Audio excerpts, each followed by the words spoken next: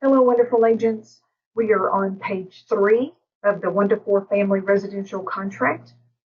Up at the top, it's a continuation of the last line of page 2, which is referring to the Property Owners Association. It goes on and explains that if your property is in an owners association, then you have to pay the assessments and all that kind of stuff. And there is a promulgated addendum for that you would also include as part of the contract. Okay, statutory tax districts. This particular disclosure requires a separate document that the title company will provide.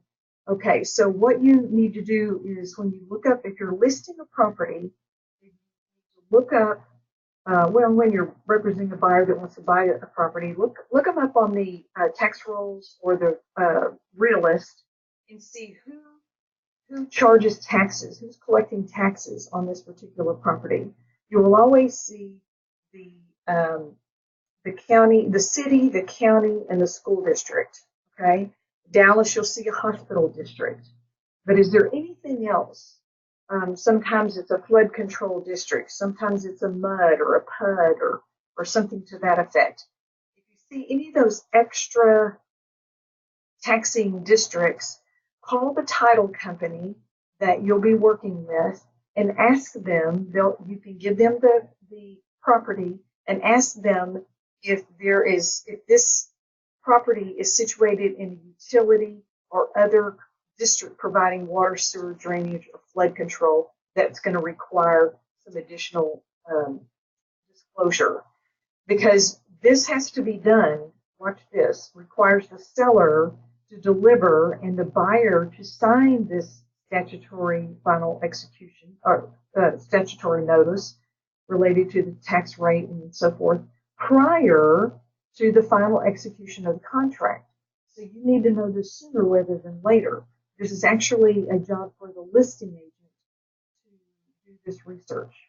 Okay, so if you're listing a property, go through those steps that I just described and call the title company if you're in doubt. All right, and they will provide you with the disclosure. There's not a promulgated form because there's certain tax rates and things like that they've got to fill in and that change from time to time. So they will have that information for you and provide that added disclosure that you can include with the seller's disclosure and provide to the buyer up front and get it signed up front before you execute. All right. We don't have to worry too much about tidewaters or annexation, but this is something that does impact folks that are in a extraterritorial jurisdiction of a county or of a city. So you might want to, here it is, municipalities extraterritorial jurisdiction. And you're kind of right on the edge of the city limits. Sometimes those cities can annex that property and then they start getting to pay city taxes. Okay. This property located in certificated service area of utility provider. This is just another disclosure. Sometimes a property, particularly if it's kind of semi-rural, sometimes those houses are on an acre or so, and then they have a utility service provider that provides electricity or water or something to that effect. And on the next page, we'll see the propane gas system service area, the same thing.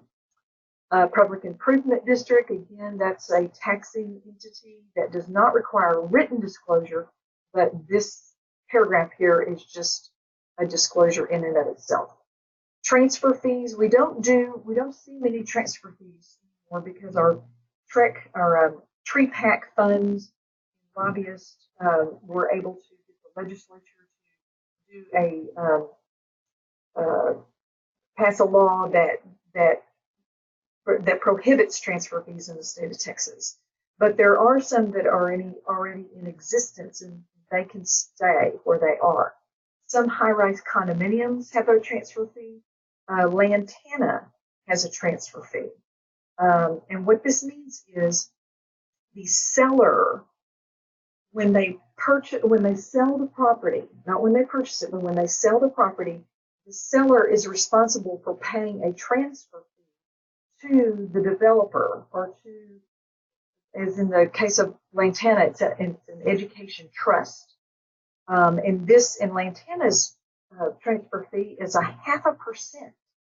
So if you're talking about a $400,000 house, that's an added $2,000 that the seller has to pay as a transfer fee, and that is part of his closing costs. So the seller is required to notify the buyer that if a property is in an area where there's a transfer fee. So that's something else for a listing agent to do the research, and so they need to know, so that your seller can notify the buyer. The buyer needs to buy that property knowing that when he sells it, he's going to have to pay that. All right?